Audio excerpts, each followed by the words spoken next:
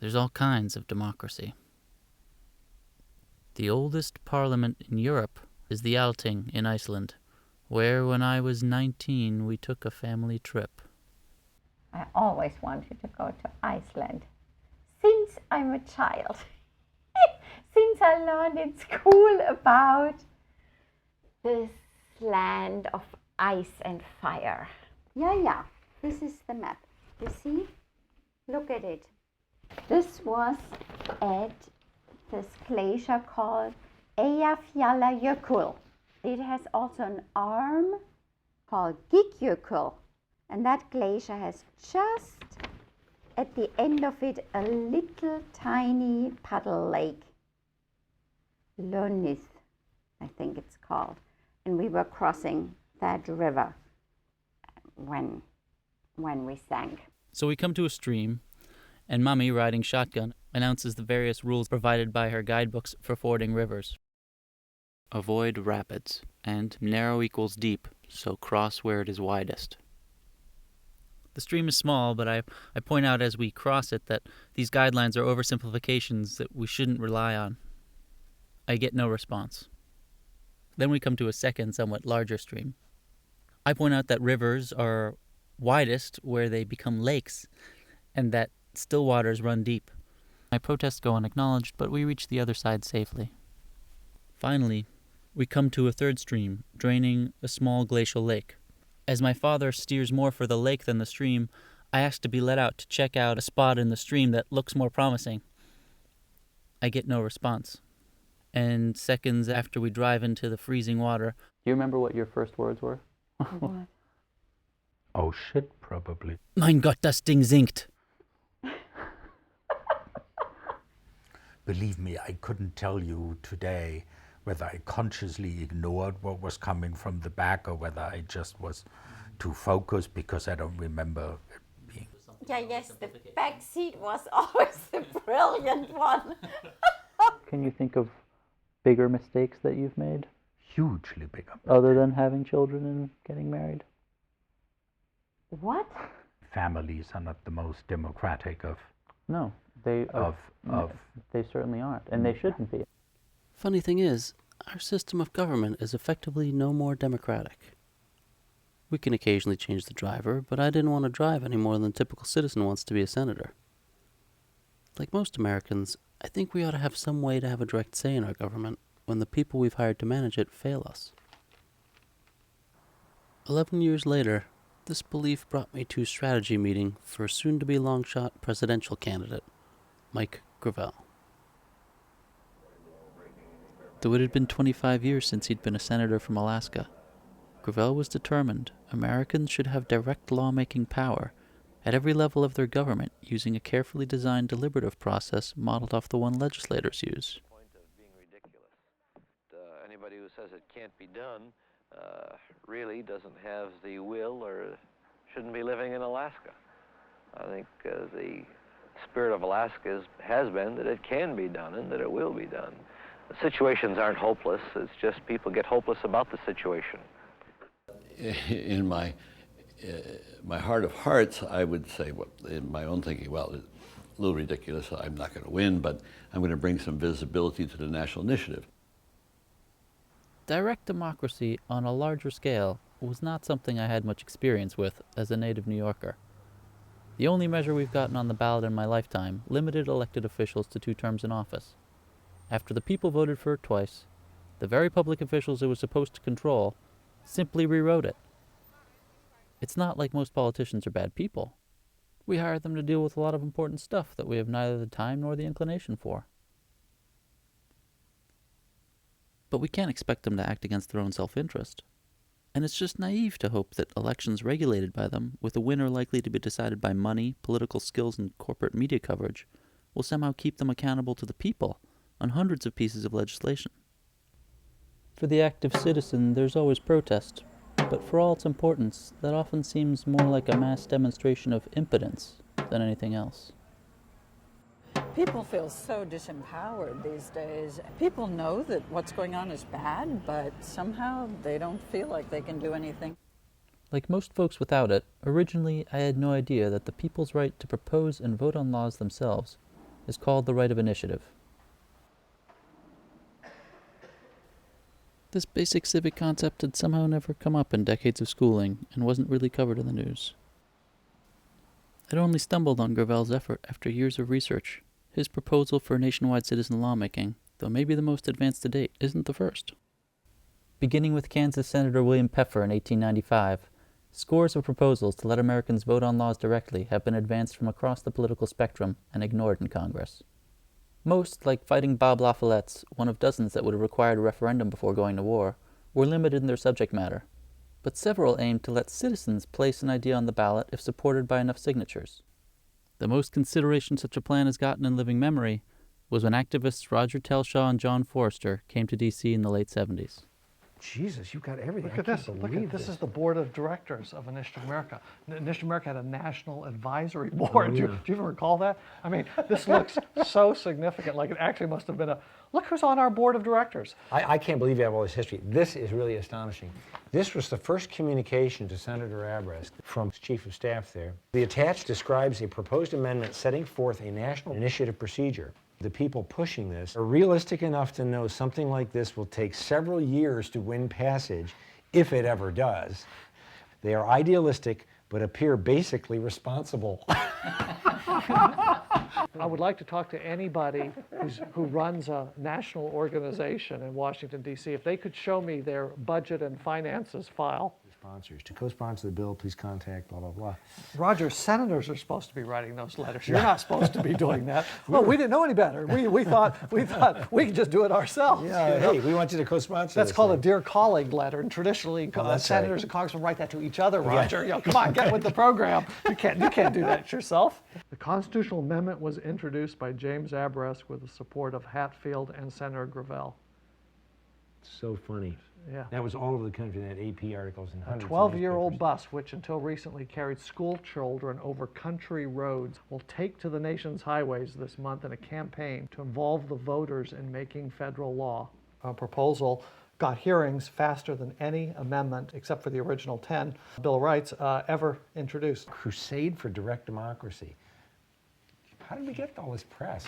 When they weren't generating news coverage or running through political trenches in D.C., Roger and John printed their own materials on the bus. Along the way, they helped win direct democracy rights for residents of the Capital District. Remember, Ed Koopel used to say, dream big.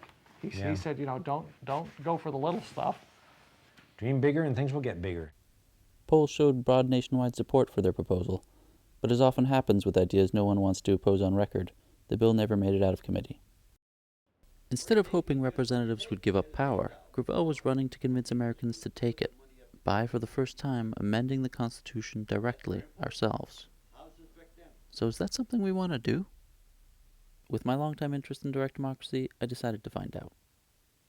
Gravel was driven in part by his first-hand understanding of the primary consideration even an honest, reasonable elected official gives to their career, campaign funders, and partisan strategy. The public interest falls to the third, fourth, or fifth level before it is even focused upon. Telshaw and Forster originally got their faith in direct democracy working for the People's Lobby, grassroots California reformers whose leader, Ed Koopel, a former chicken farmer and jazz musician, had such a contagious sense of we the people that the group had been the first in over 30 years to put a measure on the state's ballot with only volunteer-gathered signatures. In New York, we occasionally got word of some horrible idea being batted around out west. But the more I learned, the more incomplete the media story seemed. All the books on direct democracy weren't enough for me, though. I wanted to see it in the real world. It's a good idea. Like, I definitely would like to hear more about, like, I'd even like to hear what other people have said of it. When you asked me the question, which I thought was a very interesting question, never thought of it before. Just like when you ask that question, it's scary because it is challenging. The question of what law would you propose? What law would you propose? Many of the hundreds of people I approached over a few years hadn't really ever considered the question. That the punchlines of their political conversations could only be to lobby or support some decision-maker handling everything for them seemed often to cripple their thinking on what should actually be done. When what I'm thinking and what I believe in has no immediate application, or there's no way for me to immediately take action and see my efforts come to fruition of any kind, then the logic around the issue just sort of falls away, and what I'm left with is just sort of this vague memory that there's this possible cure for breast and ovarian cancer and this tree that's being sliced away. Legislature is such that the slicing is going to continue and the cancer is going to continue, but nothing will change and the lumber industry will continue to make money. Although that was clearer than anything that I said before. To get a better idea of what happens when citizens can write law, I had to go somewhere they had that right. Fortunately, in 24 states they do. So in 2006, I bought my first car, and 4 days later, hit the road. To help with shooting and hopefully work on our rocky relationship, I was joined on the adventure by Danielle. One pattern I'd noticed in the ideas for laws New Yorkers had. Community boards elected by the community, and zoning laws should be controlled by the people in the community. Businesses held responsible for the packaging that they produce. No government should be allowed to run in a deficit, except for in times of emergencies. The right to a clean environment and the consequent duty on government to protect that right as they do protect other rights. Was that elected representatives were unlikely to pass them, because they would have run counter to either their own or other powerful interests. We didn't have to go far to find a real-world example of citizens using direct democracy to fight industry influence. Incidentally, with these black flies, we call this the Maine wave. The Maine wave. No one in Maine knows that Nestle owns Poland Spring. Perrier bought Poland Springs, and then Nestle bought Perrier. The Poland Spring trucks were rolling out of town, 8,500 gallons of water in them, when the town, the nursing home, the school system, the library had nothing. The fire system had nothing. We were all without water. Scratching your head, why are all these water trucks coming through when you weren't getting the water? Now, the irony's a little bit too much. Tankers were counted on a few different nights and so on. So we know that they did take a lot more than has been suggested by geologists. The bulk water transport law was enacted in 1987 so that there could not be mass extraction. 2 years later, mysteriously, there was an exemption written for Perrier. It was put into the Errors and Omissions Bill, which is just what that meant was there was no hearing, there was no debate, there was no discussion, there was no record of who actually put it in there. They can take all the water they want. They essentially control the water, even though the water under the ground belongs to the citizens. Just a failure of the legislators and the local town representatives. The majority of them are non-responsive to the issues that the people are raising. The Freiburg Aquifer Resource Committee, they call themselves FARC, but everybody else calls them farce with a soft C. And the people that are involved are people who are benefiting from all of the water extractions. If you aren't benefiting, then your voice is being ignored. Last night we discussed at the selectmen's meeting, and they're saying, well, what can you do? They're grandfathered in. But when public officials, from the governor on down, fail them, Mainers have another option. It's not as though citizens constantly create a referendum campaign, because it is really hard work. Thank God for Google. What we thought was that it had to be that any water that was extracted had to be sustainable after traditional uses. You know, private wells and farms and small businesses that used water on the property. That only after those needs were met, and then only in a sustainable way, could there be bulk water extraction, so that there would be no damage to the aquifer, there would be no damage to the wetlands, to the stream flows, etc.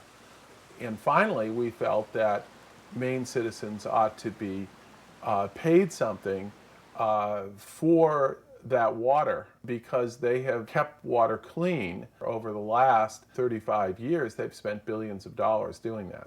Thousands of signatures to put the measure on the ballot brought Nestle, after years of obstruction, to the table. If citizens dropped their ballot initiative, Nestle would agree to its environmental portions. Suddenly, state government became responsive, and groundwater was placed under the state's Natural Resources Protection Act, with Nestle to foot the monitoring bill. There are a lot of very powerful interests that would like nothing more than to rid themselves of this citizens' process. Did seem mighty useful, A huge multinational, hand in glove with all levels of government, had been brought to heel by a small band of citizens. I'd often heard that initiatives are actually a tool for big money. The Supreme Court's equating money with speech and extending that political right to corporations has unleashed a lot of political ads of voters. But if direct democracy is so favorable to big money, why don't we see corporate media support for its expansion? Turns out, massive corporate spending in initiative campaigns typically only has a chance of being effective in a vote no campaign. This means that for corporations, direct democracy is nothing but a colossal liability. They can't get what they want passed, but may be forced to publicly defend their otherwise cozy status quo. And even when they manage to defeat a reform, it may still have started a conversation. See Ed saying, well, we wanted to clean up the environment in California, so we did the Clean Environment Act. We lowered the sulfide oxide content of diesel fuel. We banned DDT in the state of California. We demanded a low lead content gas to be offered at gasoline stations. Whole raft of things. You know, it got killed at the polls. We started out 70-30, and then we lost by about that amount because they scared everybody. 10 years later, virtually everything in that piece of legislation was in law. When corporate funds defeat a candidate, someone friendlier to the corporation's agenda makes law for years. Even when it's not deciding an election, corporate cash or just its threat is much better at getting favorable policy from government than from citizens. A lot of big companies spend a lot of money to operate in Washington, to operate in state capitals all across the country. They spend a lot of money to do that. And they assume from having done that their interests will be looked after. If not looked after, at least they'll be listened to. And when you have a citizens referendum process, then you have something that there's no control of. All of a sudden, it is, it isn't necessarily bought and paid for. Mainers got their state initiative rights 100 years ago, but direct democracy has been around for millennia. In New England, it goes back at least as long as the colonists. When the British King Charles grants a charter to the Massachusetts Bay Company, separated by a vast ocean from his government, he sees it as a commercial venture and gives all the company's members a say in how it's going to be run. Well, the handful of men initially in charge of the colony try to keep the text secret, but the others demand to see it. In no time, there's a strong local tradition of citizen government. To this day, in town meetings across New England, every voter has an equal say in all important town decisions. We dropped in on one in Hadley, Massachusetts. What's the tax rate going to be? That's decided in town meeting. How much money is the school board going to get to run the schools? That's decided in town meeting. Zoning and rezoning, that's the more contentious issue. Police, fire department, senior center, park and recreation, all that has to be approved by town meeting. I mean, we, the people who show up, are the government.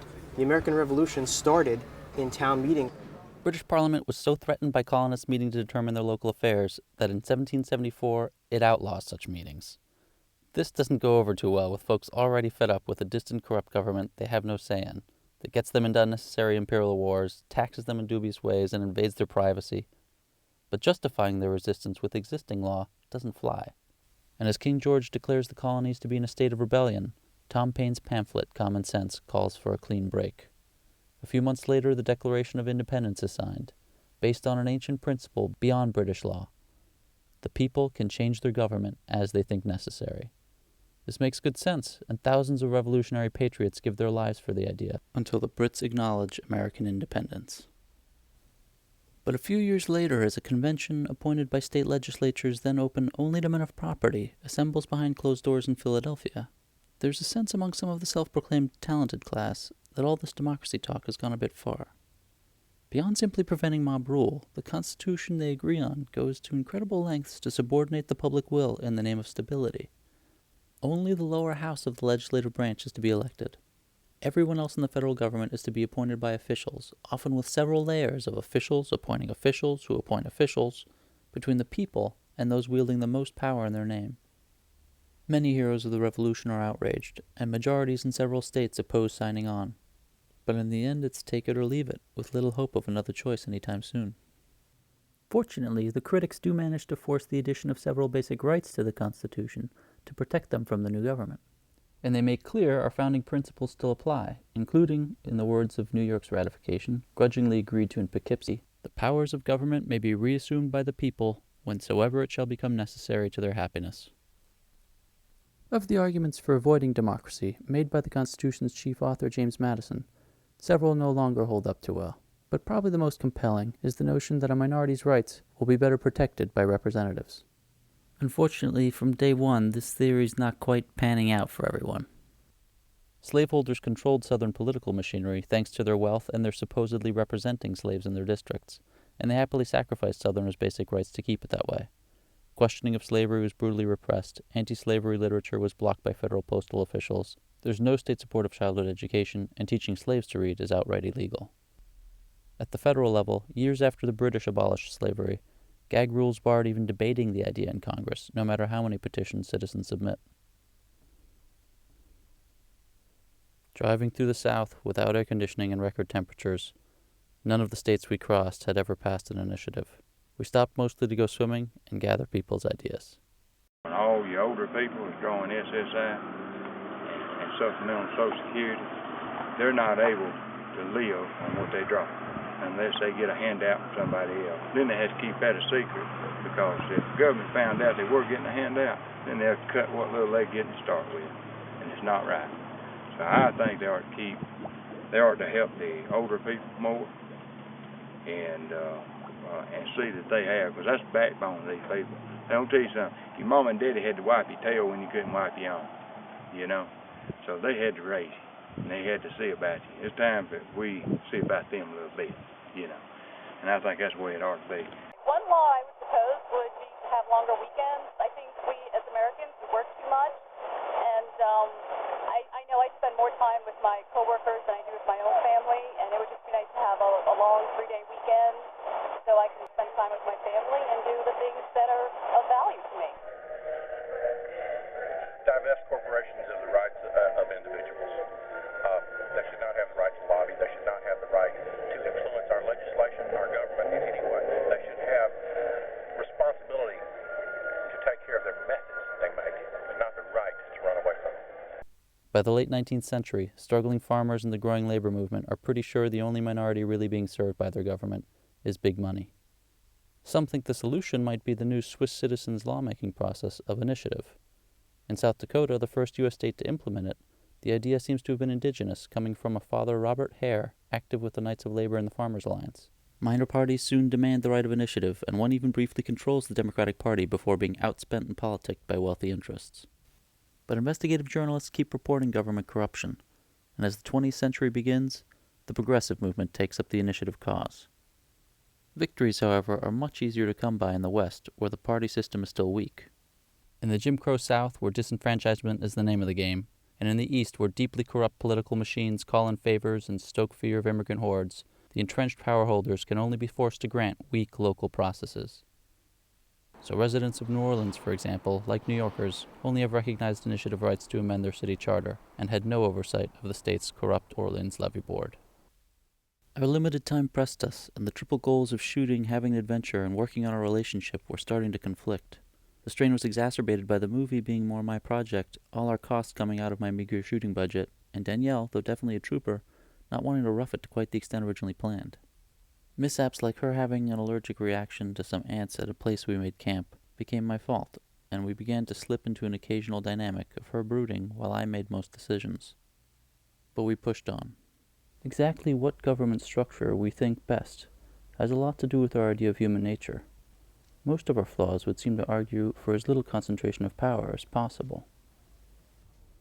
In 1982, Arizona's poor were the only people in the country without access to Medicaid. The state only joined the program after a maverick state legislator used an initiative campaign to force his colleagues to act. All the same, John Kromko is no stranger to what is probably the most common concern with real democracy. You know, it's hard to escape the fear that the multitudes are stupid. It's hard to escape that. And in this country, they are especially stupid. This argument is as old as democracy. For Thomas Jefferson, the solution was education. A man must learn to recognize lies, know the danger of the half-truth. A citizen must Despite the best efforts of many, the school system that's evolved since has often neglected civic capacity for the demands of industry. According to President Woodrow Wilson, most Americans were to, quote, forego the privilege of a liberal education and fit themselves to perform specific, difficult, manual tasks. If they were too smart, it would be trouble. I always suspected that when I was a high school teacher, that they didn't want people to be too smart in this country because they wouldn't be happy flipping burgers. But it is, like I say, I feel a little scared about a national initiative. But there's no doubt about it. If I had it right here before me today, I'd vote for it. The first law that has to pass would be the one that I propose about changing funding so that all these people get an education. And then, you know. Equal opportunities for education for everybody. Equal public school educations. Because of spending cuts resulting from a famous property tax capping 1978 California proposition, there's a common perception that direct democracy is actually bad for education. But as we were crossing the country, 9 measures to increase funding for education were being put on ballots. A little research in a few of the excellent public libraries built with voter-approved funding suggested paying for education is actually one of the more common uses of direct democracy and the most voter-adopted type of tax measure in the country. When Californians saw their schools languishing, they passed a law requiring their government spend what amounts to about 40% of its budget on education, well above the national average and miles ahead of the 2% of the federal budget that Congress allocates. Certainly there's a learning curve to self-governance, but in places with initiative rights, citizens are more civically engaged and politically informed, find their governments more efficient and less corrupt, and are more likely to pay their taxes. As we raced west into initiative country, all kinds of interesting and otherwise impossible reforms were being circulated. Industrial polluters are a minority that has every reason to avoid a Democratic vote. But if you're trying to make Colorado's powerful gas extraction industry accountable for its impact, that's the point. Our legislature let us down, and we have yet what I consider to be one of the most valuable tools that the people of this country have, and that is the public initiative process. It really is the only thing that keeps our governments from being completely and totally dominated by money. I mean, it's already overwhelmingly so, but there is some slight hope that the people actually have a voice as long as they have an initiative process. But I'd already seen enough to convince me of ballot initiative's potential usefulness. I was now curious to see direct democracy's much more publicized downside in action. What about when the majority is in the wrong? How much was my optimistic view of our democratic potential in for a rude awakening? What my fear is about the broadband of voters, it's that they'll make bad decisions fueled by hate.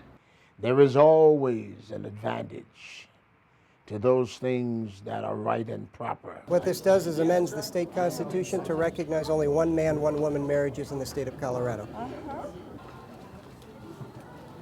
Great, thank you. Now, half the U.S. jurisdictions with gay marriage, and most of the additional handful recognizing admittedly more limited same-sex civil unions, have direct democracy. The first country in Latin America to recognize gay unions does too. And in 2005, the famously conservative Swiss public voted to recognize them.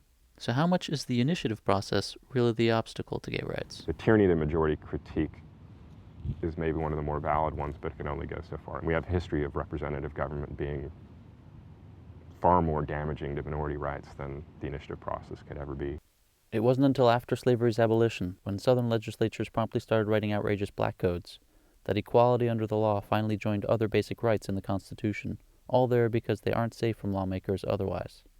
It's our constitutional rights enforced by the courts, not our representatives, that are supposed to protect us from unjust laws, whatever their source. The courts, and there's a lot of evidence to support this, are much more likely to strike down things that the voters approve that affect civil rights than necessarily challenge stuff that legislatures do. Insulating basic rights from the vagaries of politics and public opinion is definitely a good idea.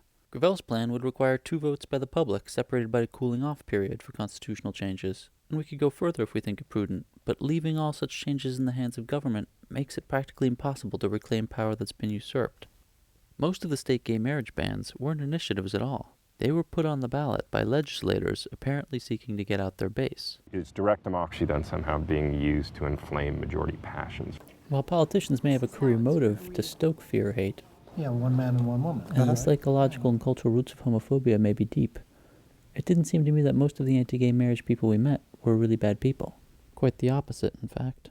Intolerance depends on a lack of exposure to opposing views, and of all the places people meet and have substantive discussions, places of worship are about the least politically diverse. Gay people leave Kansas.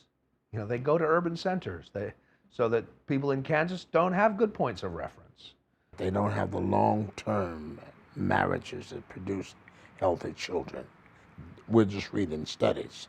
Personally, knowing of them, I don't. What we're talking about is 1,000 churches that average 5 volunteers recruited out of the church. Though religious communities can flex their organizational advantages in the short term, because direct democracy forces people to consider opposing views, in the long term it's quite inhospitable to any agenda that can't withstand what psychologists call deprovincialization, a fancy word for realizing what you always thought was the one way things should be might not be the only way.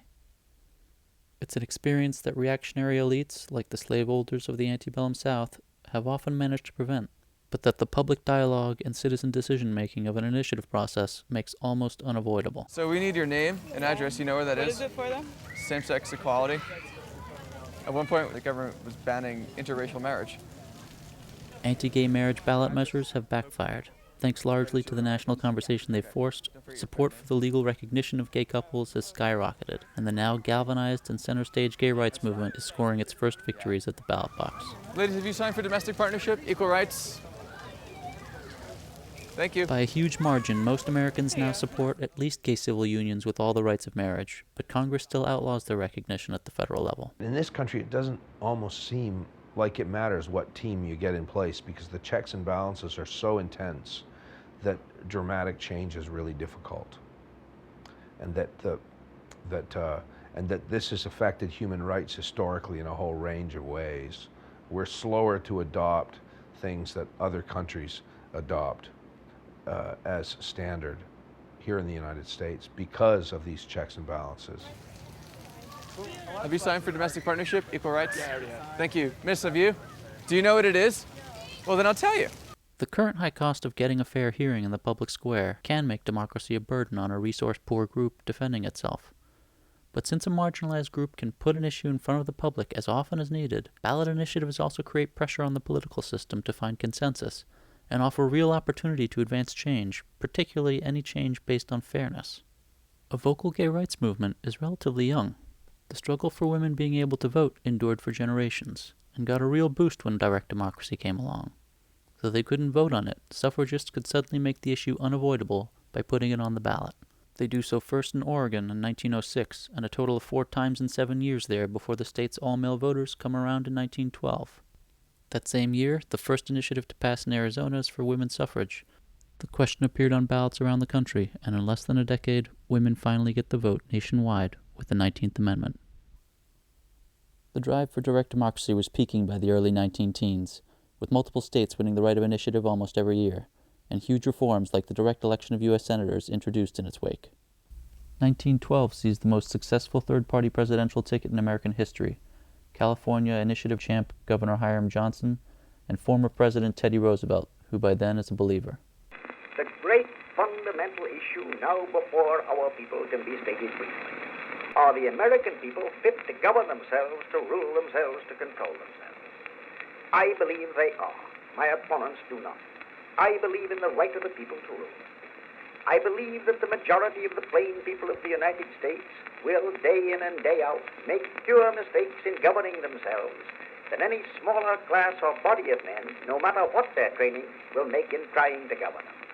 I believe again that the American people are, as a whole, capable of self-control and of learning by their mistakes. But the co-option of the direct democracy cause by national politicians kills the momentum of its nonpartisan grassroots. The issue is quietly shelved in Washington, and then the Great War in Europe suddenly has everyone's attention. To get Americans into the war to end all wars, Woodrow Wilson and his industrial allies employ a massive campaign of propaganda followed by one of repression targeting all dissent. Speaking critically of the government becomes illegal. A vast civilian domestic spy network is created, and many Americans are arrested and given harsh sentences just for voicing their opinion. In this pseudo-patriotic climate, combined with the Red Scares that followed the Russian Revolution, the drive for direct democracy withers completely. leaving the federal government and everything in its jurisdiction in the control of politicians. Maybe I was a little disappointed that I didn't end up feeling like I wanted to do more and that I ended up wanting for you to make the decisions. It made it tricky because there was this idea that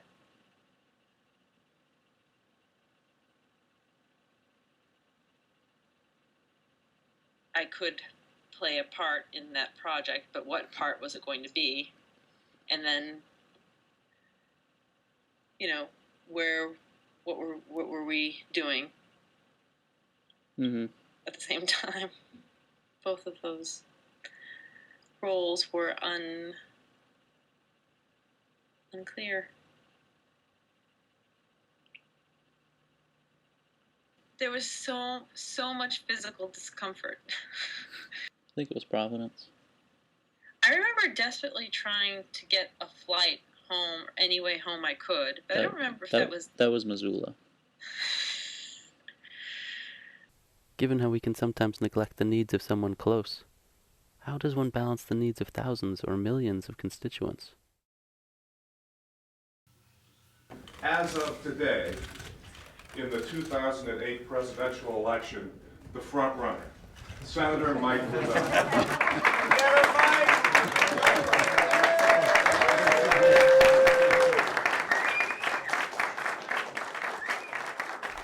Madison wanted, quote, the reason alone of the public to control government, and our passions to be controlled by the government.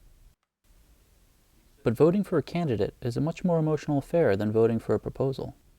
Though a blind poll on the issues puts Gravel in first place, the combination of his age and anger make him easy to comically dismiss, and his railing against politics as usual and the military-industrial complex in particular leads over a year before the election to the Democratic Party leadership and NBC, owned by military contractor General Electric, removing Gravel from the debates.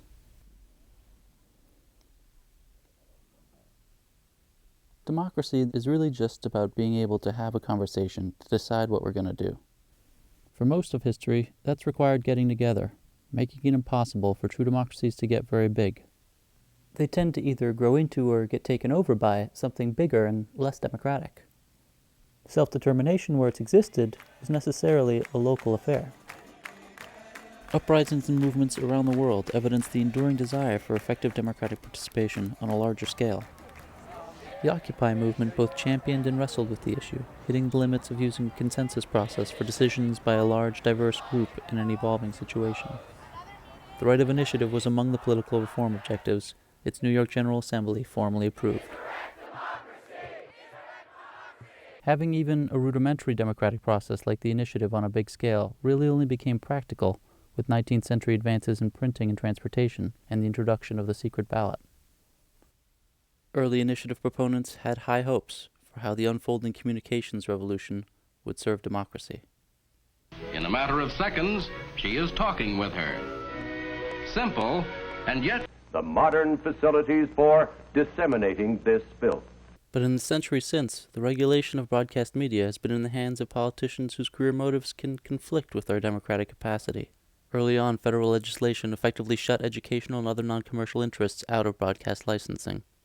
Most broadcasting is now in the hands of a few massive corporations. If the people are given the truth, a national initiative is no problem at all. You know, if the opponents can get on TV, the opponents can get a billboard, I have no problem with it. But I'm afraid that won't happen. So that's the only thing. But again, if you get an initiative nationwide, you might be able to do something about it. So it's what we have now is not working. Used to be that broadcasters at least had to be even-handed in their coverage of controversial public issues, so a grassroots group could get airtime when up against big money in an initiative campaign. But in 1987, the feds killed the fairness doctrine, and the next year Rush Limbaugh began broadcasting. The new ability to simply not allow any response, to in effect put blinders on one's audience, amped up the political exploitation of the so-called culture war. Gravel's proposal is one attempt to give us a cohesive, empowered conversation that's fair and informed, in part by giving primetime airtime to the findings of citizen juries, like these recently incorporated into Oregon's process, to vet citizen proposals with whatever expertise is called for. This was a position taken by 21 of 24 panelists. We, 21 members of the Citizens Initiative Review, oppose ballot measure 73 for the following reasons. Longer mandatory sentencing has little or no effect as a deterrent and has not been proven to increase public safety. Furthermore, One could be forgiven for thinking the future hopeless and our democratic potential nil, based on much of what gets broadcast. But even putting aside questions of censorship and the psychological assault of consumers' content, the reflection we're saturated with is usually also distorted in simpler ways. The original description of this early silent newsreel of the aftermath of a presidential assassination reads, "An excellent panoramic view of the mob surging. Guards are plainly seen in the background, trying to check the frantic multitude as they sway backward and forward in their mad endeavor." There will always be a gap between typical everyday behavior and something worth reporting, between reality and much mass-produced storytelling with its reliance on conflict and negative depictions. We're all tragically and laughably fallible, and there's plenty of jerks who, thanks often to undemocratic circumstances, do disappointing things. But day to day, and even in our very genes, we're hardwired to be fair and cooperative. I'd make it mandatory for men to have DNA tests before they're required to pay out child support to women. Ex-felons should have the right to vote. I believe that police officers should be accountable for what they do. If they are doing something wrong, they should be held accountable also. If they give you a ticket for something that's incorrect, they should be liable and should be subject to fines and subject to being sued as well as any other ordinary citizen. Police officers are not above the law, to use a quote from Steven Seagal. Let's spend as much of our resources on economic terrorism from within as we do worrying about terrorists from abroad. He was talking about corporate fraud, not eco-vandalism. I definitely didn't agree with everybody we met, but except for one pleasant fellow running for president, they all seemed reasonable. How best to tap the accumulated wisdom of so many people? Plenty were too shy to go on camera. A young girl just arriving at the mall with her grandmother suggested mandatory periodic driving tests for seniors. A waitress in a Texas town ravaged by its location on a smuggling route wanted to legalize drugs and treat addiction as an illness instead of a crime, echoing a common frustration. Just throwing people in jail and overcrowding the prison system with drugs because people don't have jobs and opportunities should seriously be looked at by the people. The people need to get together. As you said, the politician is just going to politician it down the road. There was common ground both on a lot of seemingly low-hanging fruit. There are so many hidden and sneaky fees. My law would be to include all taxes and fees in the advertised price. And on some ideas you wouldn't catch a politician touching with a 10-foot pole. A licensing process for parenthood. Wow, that's interesting. Enforcing it is a whole... Person should be evaluated before pregnancy. I can't wait to, air it out. Yeah. Hopefully somebody will hear it and have something really cruel to say, like give me a chance to debate it. Good idea or not, you can be pretty sure our supposed leaders will never look into it, or pretty much any idea that might be turned into a damning soundbite. Where there's an initiative process, governments tend to be more innovative. Even an ideal representative somehow acting completely in accord with their campaign promises is justified in thinking they can do more good in power, and has a big disincentive against admitting a mistake or making the hard choices required by long-term problems. That we're angry with congressional dysfunction but typically happy with our rep points to how our system rewards parochialism and can keep us from the common good. Outside one-party rule, the deal-making and partisanship integral to most legislation often result in either ineffective half-measures or gridlock. An engaged citizenry can be much more decisive, and as a whole doesn't have a motive in conflict with trying to identify and advance the public good. The most obvious way it improves on the natural self-interest of representatives is in the critical area of elections reform, which is among the initiative's most common uses. Most of the country's best redistricting methods and clean campaign programs, for example, were created by ballot initiatives. Citizens have enacted all kinds of reforms and have actually proven quite savvy in informing their votes on ballot measures, seeing who's behind them, abstaining or voting no when unsure. They've passed plenty of laws I don't like, too. But if I had everything my way, that wouldn't be very democratic. Though we were still far from figuring our relationship out, the best days Danielle and I had had by the time we reached the Pacific and began working our way up the coast were those we'd taken an active role in shaping together. The broad input initiatives allow in the adoption of laws can be lacking in their drafting, but there's no shortage of possible solutions. Of the many progressive causes championed by initiative over the last century, among the best served has been environmental conservation. In 1972, ballot initiatives were used to save most of our country's beautiful west coasts from developers who controlled state legislatures. It was on a more isolated stretch that our car died.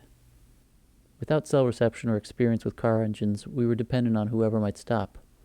As kind folks did, none of them could fix our engine, but by accumulating all of their little pieces of the solution as they came and went over the course of a few hours, with the help of one last good Samaritan, we jury-rigged a fix that let us drive on.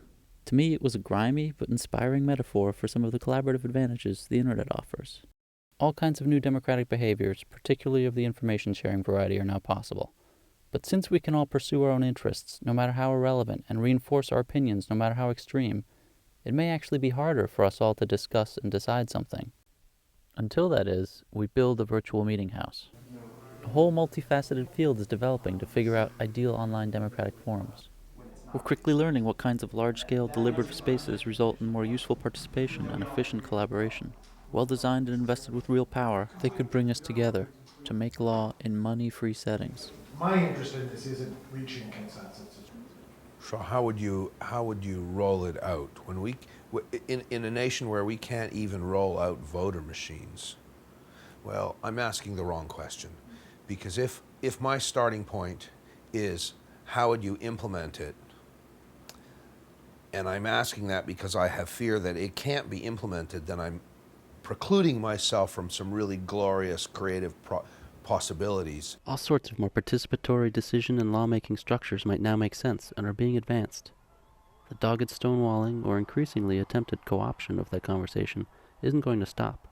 But the long age of the middleman is coming to an end. Madison thought it a good thing that our nation's vastness and the government he helped design prevented us from identifying what we have in common. As we crossed that vastness with our questions, we could have made a long list of the things essential to both a strong relationship and a healthy democracy, starting with the abilities to communicate and take responsibility. Most basic is our really wanting it.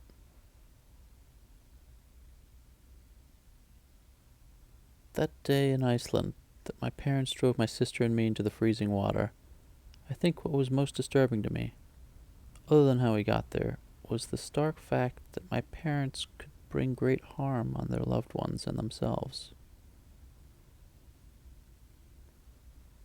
Our need to be taken care of is deep, and it must factor in our reliance on a special class protecting us from a complicated world and each other. Turning away from real democracy now that the primary reasons our forefathers assigned all their lawmaking powers to reps are gone may doom our republic because we'll have abandoned its founding premise that we have ultimate power and responsibility. Danielle and I have broken up a couple times since our cross-country trip because neither of us wants something that doesn't work. But today, thanks in good part to applying some of its lessons on an ongoing basis, things are going really well. Soon after returning home to New York, I began working with others towards creating a modern-day citizen lawmaking process here. Many countries now have upstart political parties with a similar goal, and voters in the 24 states, over 20 countries, and countless local jurisdictions with established initiative rights are to varying degrees in a position to update and improve their tools of self-government. But for Americans, most big decisions are made at the federal level, and our obligation to step up and democratize government there is magnified by our global dominance. Accepting the insidious fallacy that we're incapable of true democracy, or simply being too distracted or lazy to enact it, take us down the same sad road. Our government can't fix itself, and it seems unable to deal with the many escalating threats to our long-term well-being. As technology advances, less and less human cooperation is needed by those in power, so the chances of the people being able to intervene get ever slimmer. Our Constitution may seem hard to amend, but it's based on the principle that the people can and sometimes must reshape their government directly. If we couldn't, it would be invalid. All we really need is to decide and vote on whatever changes we think best. Of course, the government's not going to set that up for us. Nor will major media promote it, and if we depended on them to, it probably wouldn't be a good idea. But spreading the word about and holding a secure election isn't rocket science. One on Gravel's proposal is underway. However we do it, it's high time we grow up, have a word, and take care of a few things.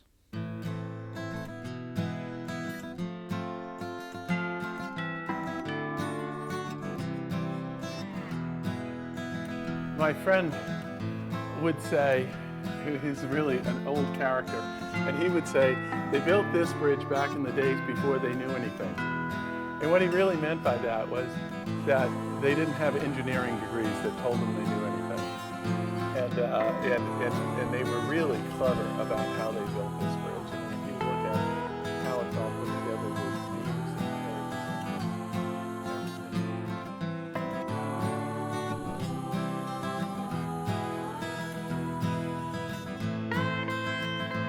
This is the tough love thing. You want to be in a democracy? No one's going to do this for you. You've got to pick yourself up and say, you know, I'm part of the solution.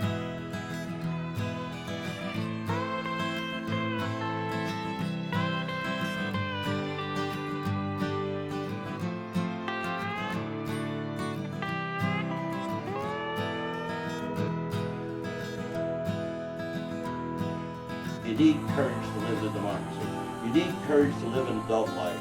You need courage first and foremost because you may have a lot of other virtues, but if you don't have courage, you don't have the tools to implement the other virtues. Just that simple. So, next question. Does that help answer your question? It's always interesting to see a community get together and behind something they really think is significant and work and work and work and actually topple over, you know, the powers that be. I think that happened, I'm not sure, I think that happened out in one of the Great Lakes. You know,